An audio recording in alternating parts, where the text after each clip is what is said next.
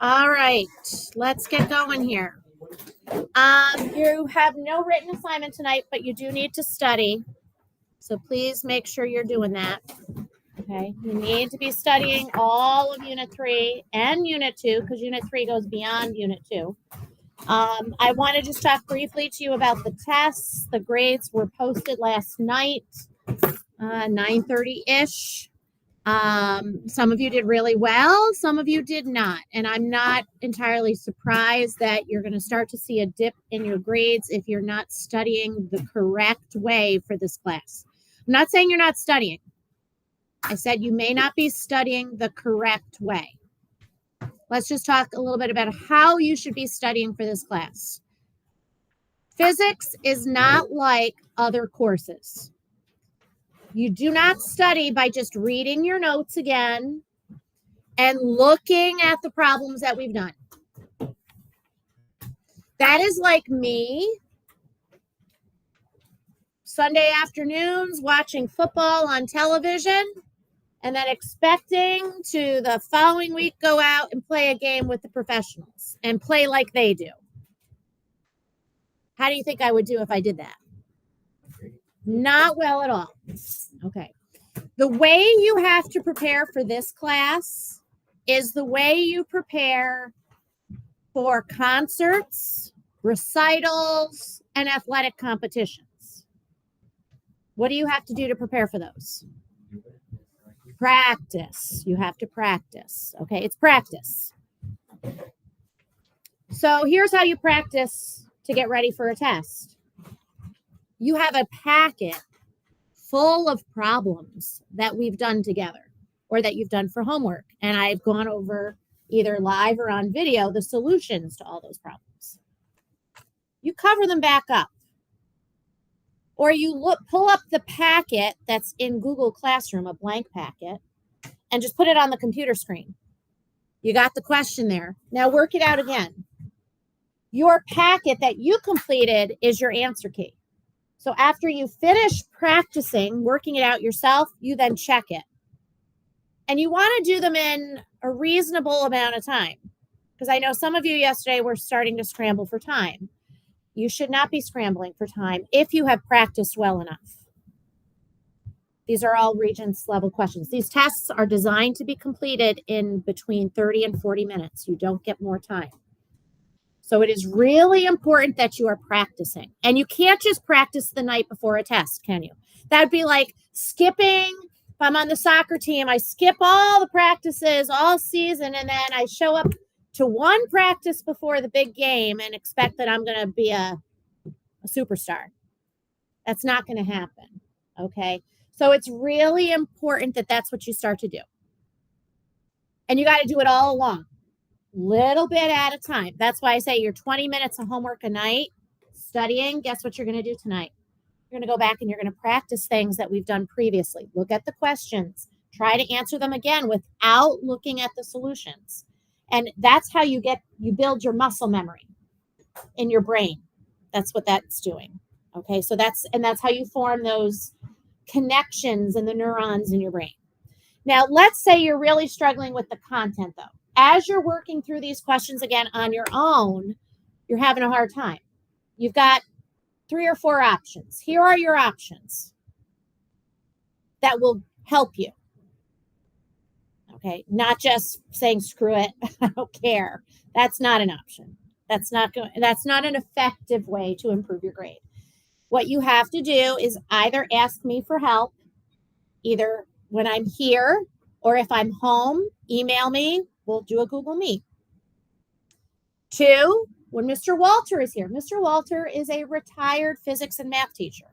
He has a lot more experience teaching than I do. And he tutors on the side for money like I used to do. I'm not doing that this year, at least not right now. So you can ask him. That's why he's here. That's why I asked for him to come in. Otherwise, I would have said, whatever substitute's available, fine. They can hit play on these videos. All right. He is here to help you answer your questions. So when you get stuck, he can stay after school with you for a little while too if you need it. So those are 2 options that are really good. The third option is to find someone else in class that's in one of the physics classes that knows what they're doing and doing really well and get them to be your study buddy. Work together to work through these questions and help each other out. I'll tell you from my perspective, I was a horrible physics student in college.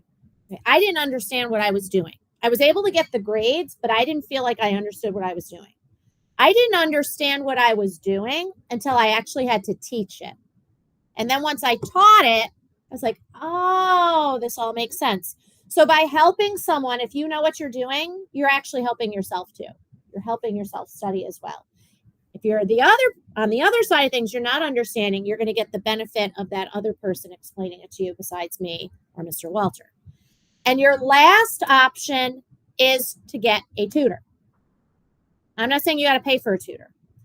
We have an AP physics class here at Colony High School. I got 22 kids in that class. They are all second-year physics students. They all took Regents last year, and they all got 90 or better on the Regents exam. They're going through the same material that you are, but in more depth and with more complicated math. And they're all doing really well. I'm like really happy with how they're doing. I have 100% confidence that if you wanted a tutor, that they can tutor you and help you with this, because what you're doing is simple to them. What they're doing is way harder. So how do you get one of them to tutor you? You email me and I'll set you up. They need to tutor because they're a National Honor Society. And those of you who are in NHS, you know that tutoring is a requirement to maintain your membership in that organization. So you're helping them by they get to tutor something they like. They don't want to tutor English. They don't want to tutor social studies. They want to tutor physics specifically. You're helping them. They're helping you. One hand shakes the other. Okay. So, and then you find a time that works for both of you. Make sense? All right. So those are your that was 4 options. I went through 4 options to help you get your grade up. The reason I'm saying this is because the score you saw, if you don't do something about it now, if you're not happy with it, it's only going to get worse as the year progresses, because what we're doing is building pretty much, I'm going to use the analogy, we're building a house. Unit 1 was the first floor. Unit 2 was the second floor. Unit 3 is the third floor. If you don't go back and look at that stuff and fix it and understand it, what's going to happen as you build more floors up? The house is going to really collapse, right? It's going to be a mess. And I don't want that for you. We got to address problems now at the start of the year. At the start of the year, so the rest of the year is easy peasy. And once all of a sudden light bulbs will start to go off. Some of you it's happening, some it's not. And that's okay. But we got to fix it.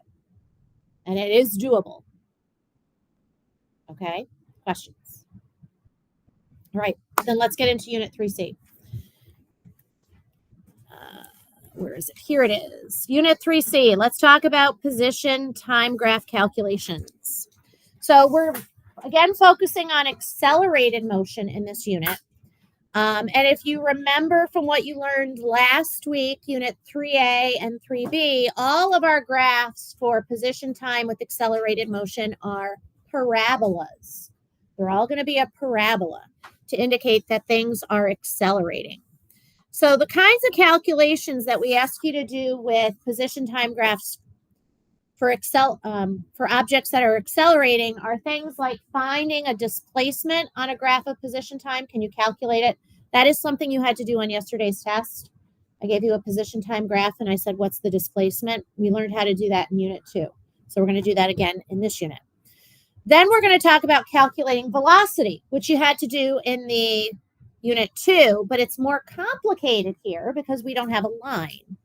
And we needed lines, as we learned in Unit 2, in order to find the slope, because the slope was the velocity. There's 2 kinds of velocities I could ask you to calculate.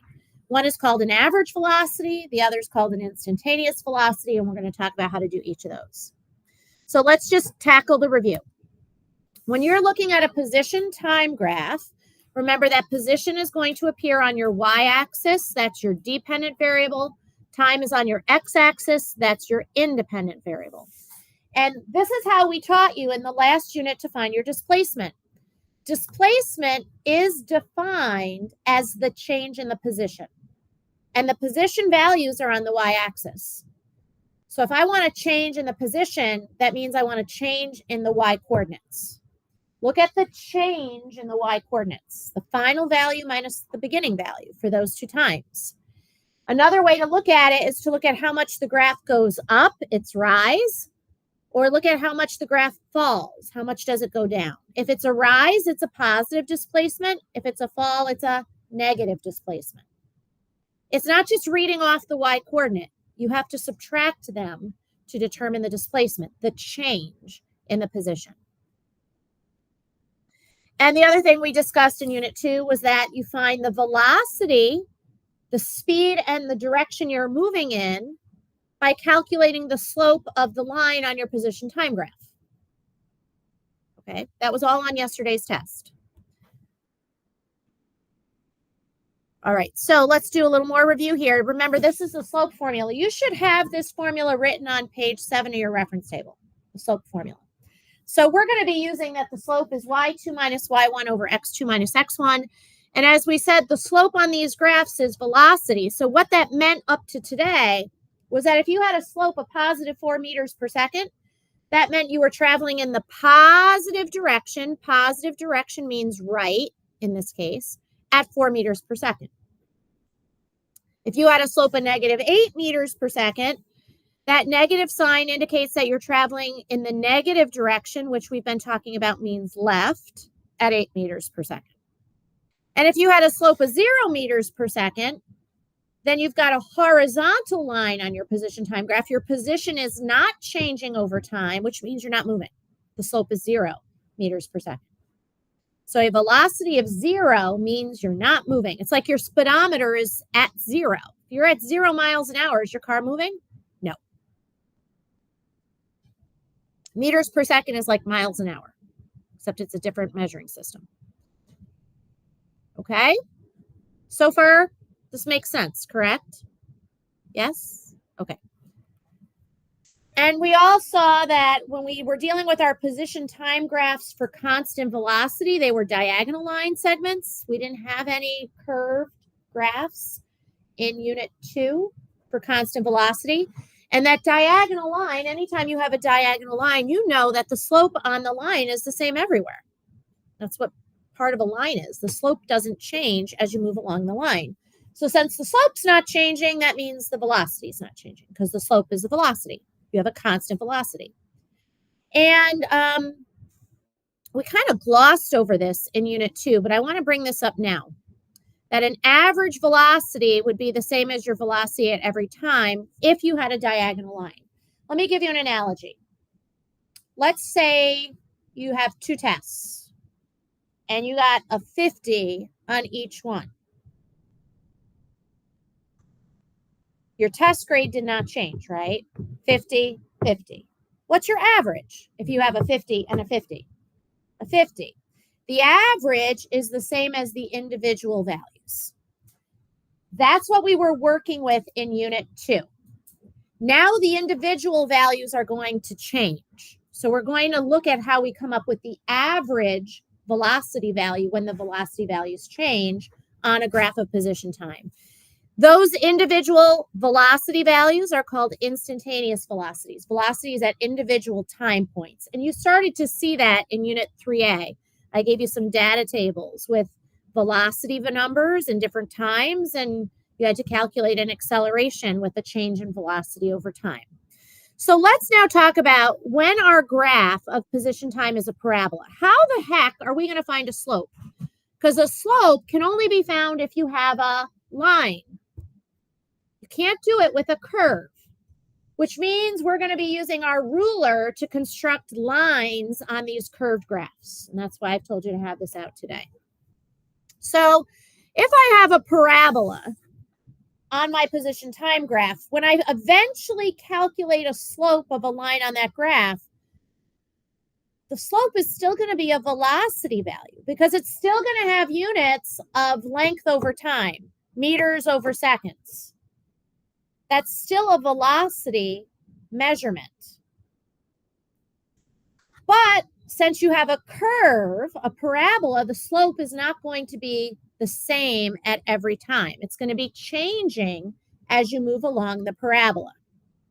So if you have a parabola that's getting steeper over time, then we're going to see the slope increase over time, which means you're speeding up.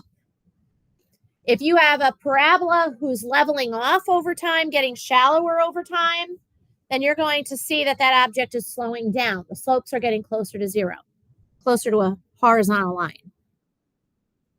So since the slope is changing as you go along the parabola, that means your instantaneous velocities are changing. And when your velocity changes, remember, that is the definition of acceleration. So if we see a change in the velocity over time, that means the object was accelerating. Now, in this unit, we're going to really focus in on accelerations due to only two things: either speeding up or slowing down. That's it.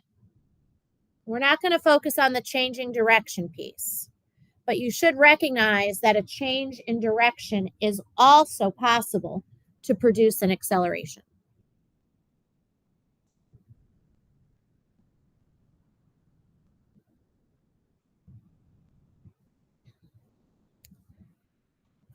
Okay.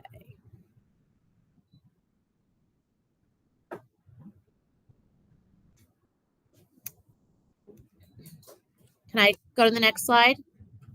Yeah. Okay. So I'm going to show you a video clip of a parabola that I'm zooming in on. I'm able to zoom in with technology, right? We can increase the magnification up in your Chrome tab, go from 100% to 120, 150, and so on and so forth. I'm going to do that in this video clip. And I want you to tell me what you notice about the parabola, the curve, as we zoom in more and more and more. All right.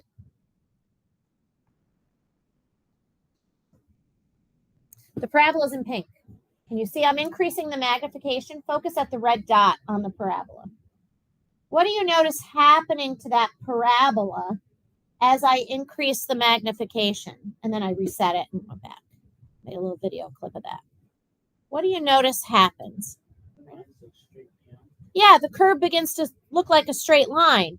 The more you zoom in, the more it becomes a line. And that's wonderful, because in order to calculate a slope, a velocity, you need a line. This is going to give us a strategy. Now, there is a line already drawn at that point on the parabola. Anybody know what we call that type of line? Not the shape. The shape is a diagonal line. Anybody know what that type of line drawn to a curve is called, Liam? That's called a tangent line. And that's what we're going to be looking at as we move through this. So we should be noticing that as we zoom in, a very small section of that curve looks like a line.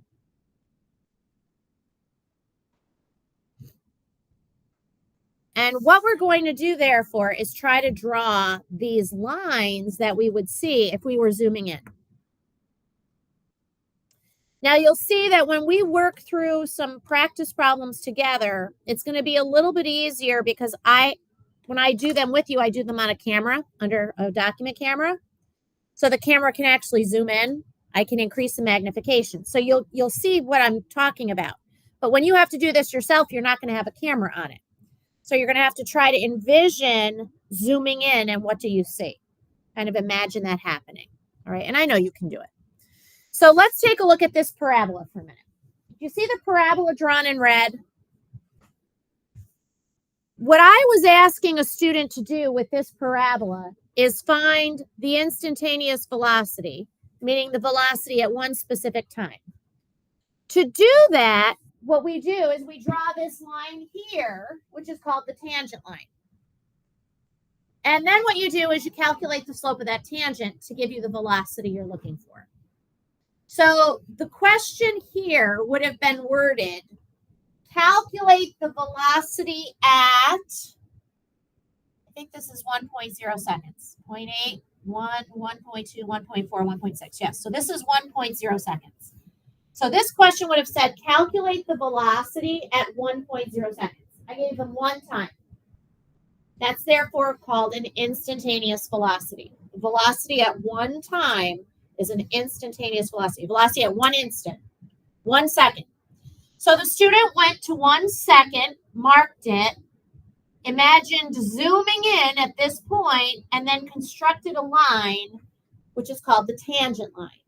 When you find the slope of that tangent line, that will tell you this object's velocity at 1 second, at that one moment in time. But I might give you a situation that looks like this, where you have a parabola and you need to mark 2 points on it. And then find a line between it. That line between those 2 points is called a secant line. A secant line is just a line which connects 2 points on a graph. You construct it with a ruler. But now that I have 2 times, if I find the slope of that line, I'm finding what's called an average velocity. I will have then found an average velocity. And when I ask you to find an average velocity, it would say something like calculate the average velocity from 0 to 1 second. I'm giving you 2 times. 2 times means you need 2 points, and then you connect them. Find the slope of that secant, and now you have that average velocity.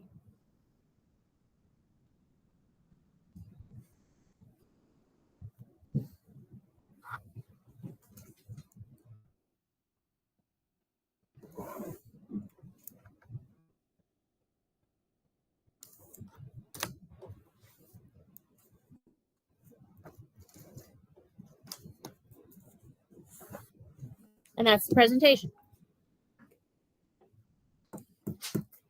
So now we're going to practice. Before we start practicing, beginning on page 14 in your Unit 3 packet, keep your notebook out so you can refer to things as you need. I want to just make sure you've got everything checked off on page 6 of your reference table that you might need.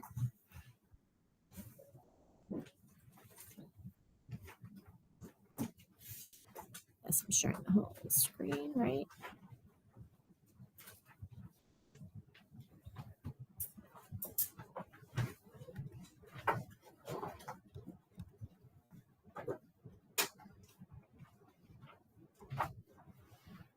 All right, so on page 6 of your reference table, we should have already checked off the first equation and the second one. The second one was checked off in Unit 3A as you watched the video. Yes? Is that a yes? Okay. Now in the right-hand column, you should have checked off the lowercase a. Go ahead and add an arrow over the top of it to remind you that this is a vector. Acceleration is a vector. And then you can add the units. What units do we measure acceleration in? We always measure them in meters per second squared in the metric system, or meter per second per second. I then want you to head down on the page. I know we checked off T and V, but now check off this one here. Remember today's presentation just introduced that variable average velocity. The symbol we use for that is, this is red, V bar. V with a bar over the top. It's called V bar. If it's average velocity, then it's a vector. We'll put an arrow over the top of it as well. If it's average speed, we just write V bar. And just like instantaneous velocities, V's, they're in meters per second. Okay? Everybody got all that? Okay, then let's look at page 14. And before we do anything with the graph, I want to do a little review with you from 3A and 3B about this graph. And I'm zooming way out here. So below this graph on page 14, I want us to add a description of motion. You should be able to describe for me how the object depicted on this displacement time graph is moving. Now, do you remember yesterday's test? I scaffolded the questions for you. I know you don't, Liam, because you haven't seen it yet, nor have you, Angela. But the questions are scaffolded. I said things like, is this object stopped, moving right, or moving left? So you had to tell me very specific things. All right, I'm going to ask you the same thing for this. Is this object stopped? Let's start with that. How do you know it's not stopped? If it were stopped, what would you need to see? Horizontal line. Horizontal line means that the position over here isn't changing over time. That's not moving. Okay, it's not horizontal, so we know it's moving. Now the question is then, in what direction is it moving? Right or left?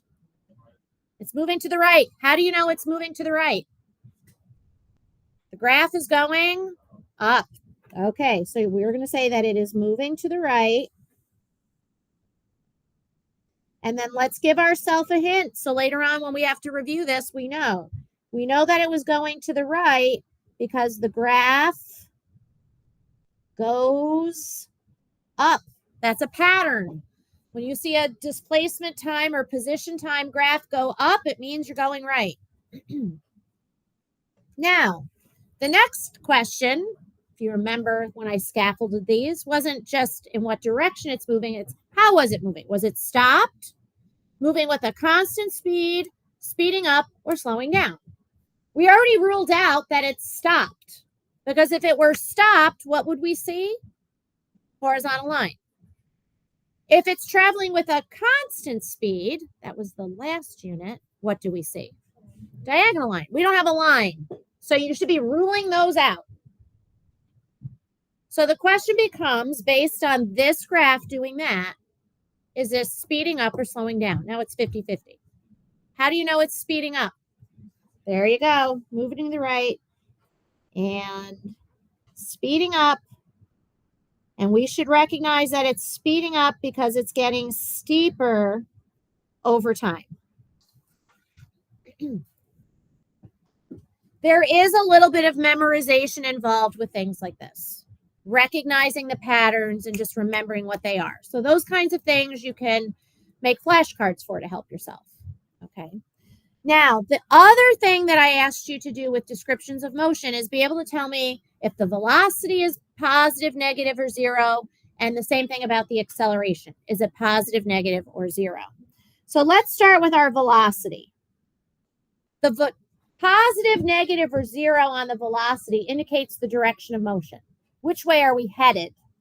Since we're moving to the right, is that positive or negative? It's positive. So we would say the velocity is positive because you're going to the right. And if you recall from the 3A presentation, we said that whenever you speed up, the acceleration is the same sign as the velocity. So since we're speeding up and the velocity is positive, what does that mean the acceleration has to be? Also positive. They are always the same when you speed up. When you slow down, they are opposite. And when you have constant speed, there isn't an acceleration because your velocity is not changing. Okay, so that's our description of motion. Let's now tackle our first question, our first type of calculation. Calculate the average velocity from 0.00 seconds to 1.00 seconds.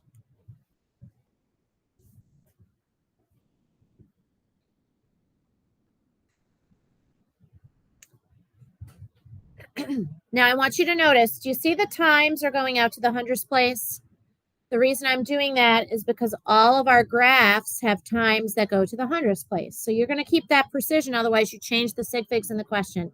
You don't get to change the sig figs in the question. You do that and you lose points on your answers on a test. So you got to make sure you pay attention to the digits being given to you. Do not drop them if they're zeros. All right.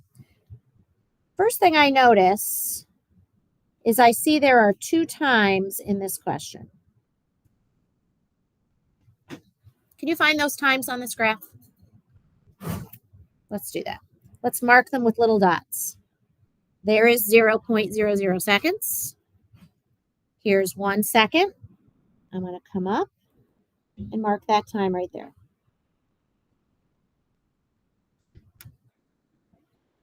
Here, I got it. Okay. Now we have to ask ourselves, since I want a velocity, I know I have to do a slope, I need a line. What kind of line am I going to have to construct in order to get an average velocity? Remember what it's called? Secant line. That's right. This is called a secant line, a line connecting those 2 points. Now, here's what I want you to do. You got your ruler? When I construct this, don't stop here. Do not stop here. Keep it going. And I'll explain to you why in a little bit. Go ahead and draw that line in, extending it as far as you can, forward and back. We're going to label things on the line.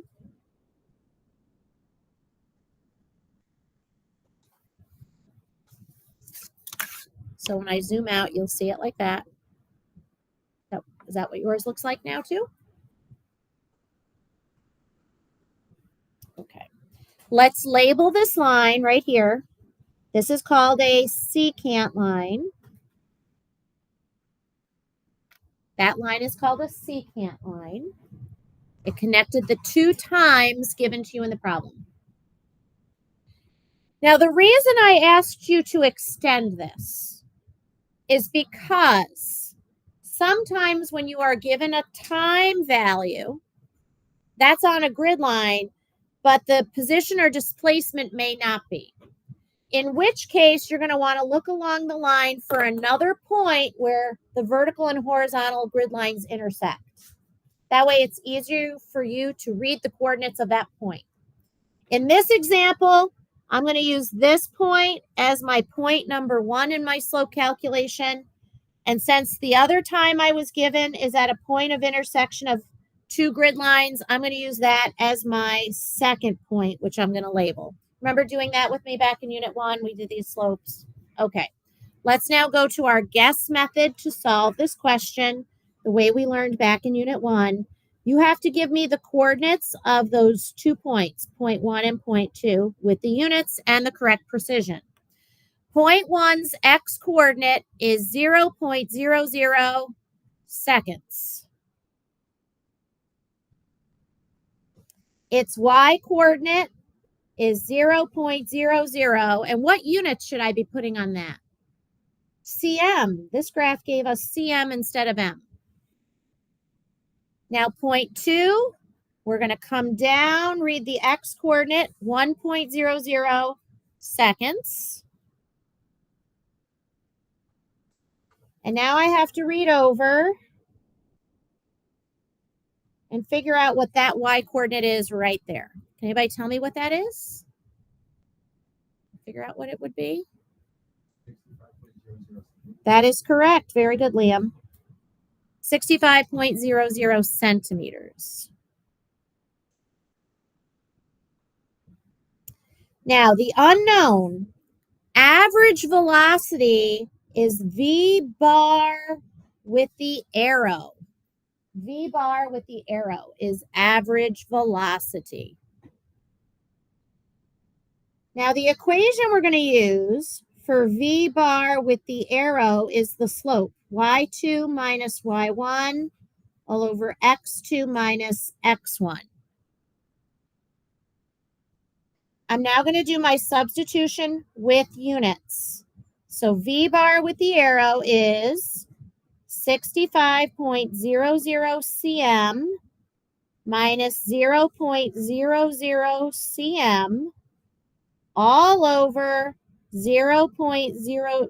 Oops, that's my mistake. That's incorrect. All over 1.00 seconds minus 0.00 seconds. Now, if you recall back in Unit 1 when we learned about slopes, we said, we got to do our subtraction first, keeping precision, which means the numerator would be positive 65.00 cm. We also add a sign to this now that we're doing the subtraction. All over 1.00 seconds. And now we divide that out. I don't think we need to go to the calculator for this one. But we got to think about sig figs. The numerator here has 4 sig figs. The denominator has 3. So how many sig figs do I require on this answer? 3. So we're going to say that the answer for V bar with the arrow is positive 65.0 centimeters per second. So this is telling me I was moving to the right at 65.0 centimeters per second at in between those on average in that time. It's as if, I mean, I know we were speeding up, but if I hadn't been speeding up and traveling at like with cruise control, that would have been the speed I set on my cruise control. That would have been my average speed. Any questions on that one? To be quite honest, that's the easier one. The second one, which is a little more challenging, is to calculate. Let's try calculating the velocity at 0.75 seconds.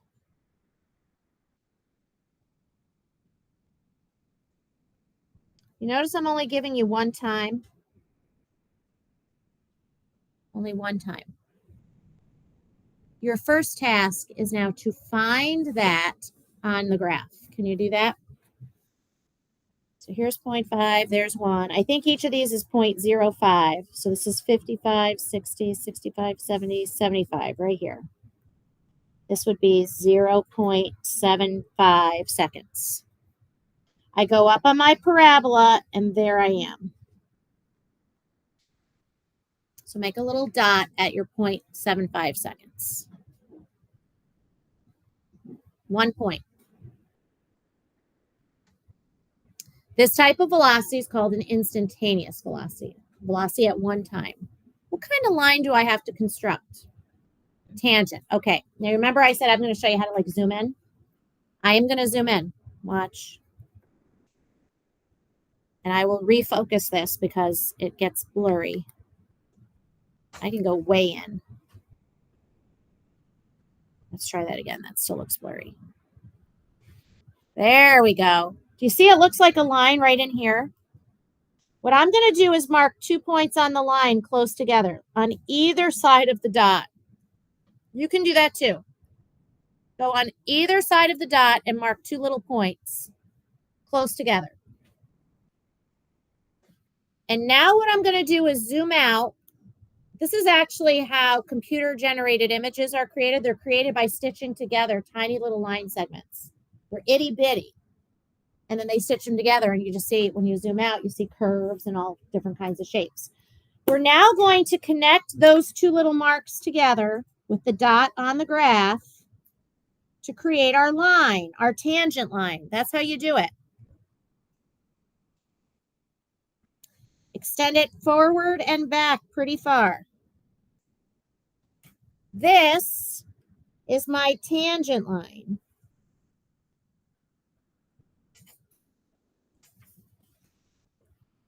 And it should only be touching the curve at that 1 point right there. It like glances it.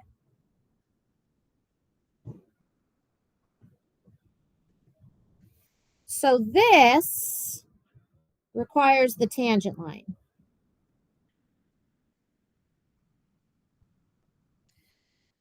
Now, because we have to kind of estimate where that line is, it's very hard for 2 of us to get the exact same thing, the exact same line drawn. The only way we would have the exact same line is if you photocopied mine.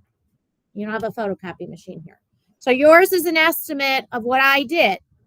But now I got to find 2 points on the line. I try to find them as far apart as I can where those grid lines crisscross.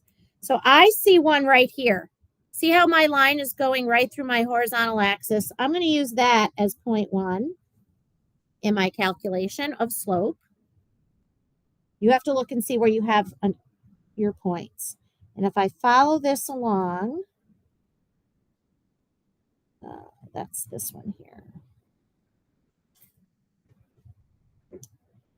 There is my second point that I'm going to use right out here. So there's 0.1 and 0.2. We'll take care of more of this tomorrow, okay, folks? We'll do more of that tomorrow. Have a great day. And I'll see you tomorrow.